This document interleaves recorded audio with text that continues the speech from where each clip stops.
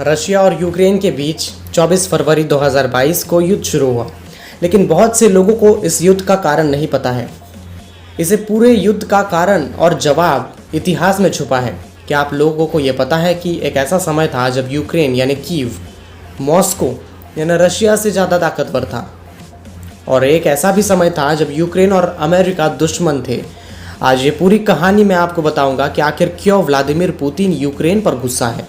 नमस्कार, हल्ला बोल में आपका स्वागत है। आपके साथ मैं हूँ प्रभंजन। 6 के दशक में सोवियत रूस नामक एक राज्य हुआ करता था जिसमें स्लाविक लोग पाए जाते थे, और उनकी भी राजधानी तब कीव ही थी। 1015 में इस राज्य में किंग व्लादिमीर का राज था। रशिया में व्लादिमीर को व्लादिमीर कहा जाता है और यूक्रेनी में उसे व्लादिमीर बोलते हैं। और इत्तेफाक की बात यह है कि आज भी दोनों ही देशों के राष्ट्रपति का नाम व्लादिमीर है। रशिया, यूक्रेन, बेलारूस का अस्तित्व यहीं से शुरू होता है। बदलते वक्त के साथ चीज़ें बदलती चली गई, लेकिन बहुत लंबे समय तक यूक्रेन रशिया का एक हिस्सा था और रशियन द्वारा राज किया जाता था। 1920 के दशक में यह दोनों सोवियत यूनियन में थे। सोवियत यूनियन में रशिया सबसे ताकतवर देश माना जाता था, जबकि यूक्रेन दूसरा सबसे ताकतवर देश। दोनों ही देश रक्षा सामग्री में अव्वल थे, खाद्य उत्पादन में अपने आप को आत्मनिर्भर बना रहे थे। सबसे अहम बात यह है कि दोनों ही देशों के पास न्यूक्लियर और एटॉमिक पावर थी। 1991 में जब सोवियत यूनियन का अंत हुआ और यूक्रेन एक स्वतंत्र देश बना, दूसरी तरफ रशिया भी स्वतंत्र देश बना, तब यूक्रेन के पास न्यूक्लियर ताकत की कोई कमी नहीं थी। लेकिन 1994 में एक समझौते के तहत रशिया ने यूक्रेन को अपनी न्यूक्लियर पावर नष्ट करने को कहा, या तो उसे रशिया को सौंप देने को कहा। 1994 में यूक्रेन ने अपनी पूरी आधुनिक और न्यूक्लियर पावर रशिया को सौंप दी। इसके बदले में मॉस्को यानी रशिया ने यूक्रेन को किसी भी संकट के वक्त पूरी मदद करने का और उनकी सुरक्षा सुनिश्चित करने का वादा किया था, और उनके स्वतंत्रता को बरकरार रखने का भी वादा इनके यानी अमेरिका, इंग्लैंड और रशिया जो इस समझौते का हिस्सा थे उनके द्वारा किया गया। नवंबर 2013 में विक्टर यानुकोविच, जो कि यूक्रेन के राष्ट्रपति थे, जिनकी इमेज एक भ्रष्टाचारी नेता के तौर पर थी और उनकी विचारधारा रशिया की ओर थी, वह रशिया के चेले माने जाते थे। उन्होंने 2013 में यूरोपियन यूनियन के साथ एक समझौता रद्द कर दिया, जिसके तहत यूक्रेन का यूरोपियन यूनियन में जाने का सपना भी मुश्किल हो गया। यह समझौता यूक्रेन के लिए एक यूरोपियन यूनियन के साथ जुड़ने का एक अहम मोड़ माना जा सकता था, लेकिन ऐसा ना होने के कारण यह सपना ही रह गया। और इसके अलावा उन्होंने तब मॉस्को के साथ एक 15 बिलियन की डील भी। पूरे यूक्रेन ने इस समझौते का विरोध प्रदर्शन हुए। 2014 में विक्टोरिया जोकोविच की सरकार गिर गई, वह रशिया चले गए। यूक्रेन के नागरिक इस बात में खुश नहीं थे। पूर्वी यूक्रेन में रहने वाले रूसी मूल के लोगों को यानुकोविच को अपना राष्ट्रपति रहे ऐसे लगता था। सरकार गिरने के बाद बहुत अल्प वर्गीय लोगों को असुरक्षित महसूस होने लगा। दूसरी तरफ रशिया इस बात के गम में पड़ गया कि उन्होंने अपनी कठपुतली खो दी, जो यूक्रेन को रशिया के इशारों पर चलाती थी। इस परिस्थिति को संभालने के लिए मॉस्को अब क्रीमिया के मुद्दे पर भड़क उठा। अब क्रीमिया क्यों? क्रीमिया क्या है? क्रीमिया एक पेनिनसुला है जो यूक्रेन के दक्षिण ब्लैक सी में मौजूद है, जिसे किसी समझौते के मद्देनज़र 1994 में यूक्रेन को दे दिया गया था। यह क्रीमिया पहले रशियन सोवियत यूनियन का हिस्सा हुआ करता था, लेकिन इसके यूक्रेन को दिए जाने के बाद यह विवादित मुद्दा बन चुका है। क्रीमिया ये मुद्दा उसी तरह है जैसे भारत पाकिस्तान के बीच कश्मीर का मुद्दा। जब 1991 में यूक्रेन जब स्वतंत्र हुआ, तब क्रीमिया यानी यूक्रेन में शामिल होने का फैसला किया। क्रीमिया के यूक्रेन में शामिल होने से ब्लैक सी पर यूक्रेन का दबदबा बढ़ा, जबकि रशिया यहाँ अपना दबदबा बनाना चाहता था। रशिया के बहुत से लोगों को ऐसा लगता था कि क्रीमिया को यूक्रेन में मर्ज होने नहीं देना चाहिए।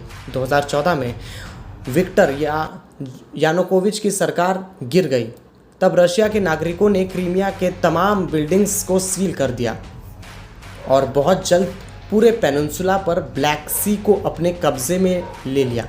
रशिया ने 16 मार्च 2014 में क्रीमिया नागरिकों ने अपने आप को रशिया में शामिल होने के लिए वोट किया। लेकिन क्या यह तरीका सही था? यह सवाल इस पर निर्भर करता है कि आप इस सवाल को किससे पूछते हैं। रशिया के लिए इसका जवाब होगा कि यह क्रीमिया के हित के लिए था और क्रीमिया लोगों के हित के लिए था, लेकिन पूरी दुनिया इसके विरोध में थी। आज यूक्रेन पूर्व और पश्चिम दो भागों में बटा हुआ है। पश्चिमी यूक्रेन के लोग यूरोपी और यूक्रेन के मूल के लोग हैं, वहाँ ज़्यादा बोलबाला यूक्रेनी और यूरोपीय लोगों का है, तो वही पूर्वी यूक्रेन में रशिया के मूल के लोग अधिक हैं, जिनकी भाषाओं में भी वेरिएशंस हैं। यूक्रेन के पश्चिमी लोगों में रशिया के विरुद्ध एक विरोधी की भावना है और पूर्वी यूक्रेन के लोगों में रूस के प्रति अच्छी भावनाएं हैं, और वो मानते हैं कि रशिया और यूक्रेन पहले एकजुट थे, एक थे और उनका इतिहास एक है। इस बार युद्ध का कारण नाटो का विस्तारवाद है। नाटो यानी नॉर्थ अटलांटिक ट्रीटी ऑर्गेनाइजेशन, यह एक रक्षा ऑर्गेनाइजेशन, डिफेंस ऑर्गेनाइजेशन है जिसमें 30 से अधिक देशों का समावेश है। यूक्रेन भी इन्हीं देशों में शामिल होना चाहता है, लेकिन रशिया इसके विरोध में है। रशिया को सिर्फ यूक्रेन ही नहीं बल्कि वह तमाम देश जो पहले सोवियत यूनियन का हिस्सा थे, वो पोलैंड हो या फिर हंगरी, इन देशों को भी नाटो से अलग होने की मांग रशिया लगातार कर रहा है। कहानी यहाँ आधी ख़त्म हुई है, आधी कहानियाँ भी बाकी हैं। जैसे कि मैंने कहा कि बहुत सी चीज़ें इतिहास में छुपी हुई है। बहुत रूसी लोगों को ऐसा लगता है कि यूक्रेन का स्वतंत्र बनना एक गलती है।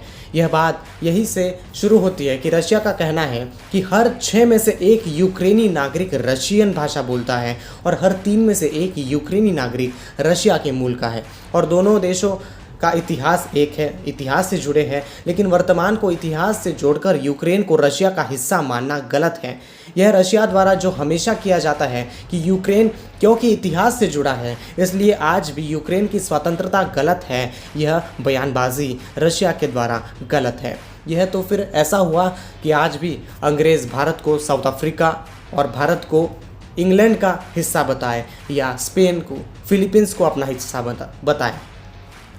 यह भी माना जाता है कि रशिया द्वारा यूक्रेन को रशिया की भाषा अपनाने का दबाव भी बनाया गया था। 1708 के दशक में यूक्रेनियों को बहुत सामना करना पड़ रहा था, क्योंकि रशिया के लोग या फिर रशिया के तबके जो रूलर थे उनके यूक्रेनियन पर दबाव बढ़ता चला जा रहा था। रशिया यूक्रेन के बीच इतिहास अच्छे से ज़्यादा बुरी घटना बयां करता है, बताता है, और यही बात उन यूक्रेनी नागरिकों को आज भी अंदर से गुस्सा कर रही है। 72% से अधिक यूक्रेनी नागरिक मानते हैं कि रशिया को अपना दुश्मन बताते हैं। 33% से अधिक नागरिक यूक्रेन के रशिया के खिलाफ युद्ध की मांग पहले से करते आ रहे हैं। ऐसे में 2019 में अब के राष्ट्रपति व्लादिमीर जेलेंस्की को 71 से अधिक फीसदी मत देकर, चुनावों में वोट देकर जेलेंस्की जेलेंस्की को चुना। इसका कारण था कि जेलेंस्की रशिया के खिलाफ बोलने में न डरते हैं और न ही कभी पुतिन की गलती को नज़रअंदाज करते हैं। उन्होंने हमेशा यूक्रेन के खिलाफ किए गए रशियन अत्याचार का विरोध किया है, और यही कारण था कि उनके बिन विरोध बहुमत की सरकार बनाकर 2019 में यूक्रेनी नागरिकों ने उन्हें चुना, और यही बात पुतिन को आज भी अंदर से गुस्सा कर रही है। यूक्रेन का एक ऐसा राष्ट्रपति है जो रशिया को न बल्कि साफ तौर पर विरोध करता है, लेकिन अपने आप को नाटो में शामिल करने को भी कोशिश कर रहा है, और यूरोपियन यूनियन से भी शामिल होने की इच्छा रशिया को युद्ध के लिए ललकार रही थी, क्योंकि रशिया और यूरोपियन यूनियन के आपस में बनती नहीं है और यही एक जंग में फैल गई। जंग का अंजाम क्या होगा यह तो किसी को पता नहीं है, लेकिन इस पूरे युद्ध से एक बात तो बहुत स्पष्ट है कि क्या गलती है उस आम इंसान की जो आज बेघर, बेरोजगार, मौत के छाव में परिवार के साथ एक ही खौफ के साथ, क्या कल हम जिंदा रहेंगे? इस डर के माहौल में यूक्रेन की सड़कों पर बेबस के जैसे नज़रों में सिर्फ एक आशा लिए कि यह युद्ध खत्म हो जाए, जाने कैसे हर एक दिन चुनौतियों का सामना कर रहा है।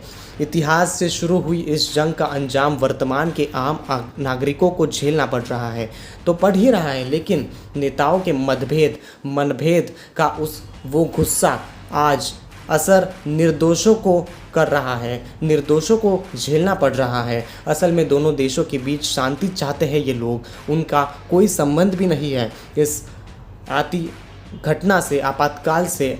इस बात का बहुत बुरा लग रहा है, इसका पूरी दुनिया पर तो असर होगा, हम पेट्रोल डीजल की, सोने की, कच्चे तेल के दामों की बढ़ती कीमतों के बारे में कितनी भी चर्चा कर लें, लेकिन हम यूक्रेनी नागरिकों का दर्द नहीं समझ सकते जो आज यूक्रेन के हर एक व्यक्ति को झेलना पड़ रहा है। ज़िंदगी और मौत के संघर्ष को हम महसूस नहीं कर सकते। क्या युद्ध ज़रूरी था और इस युद्ध से क्या हासिल होगा? इसी सवाल के साथ आज यही रुकेंगे। बने रहे हमारे साथ, देखते रहिए हल्ला बोल।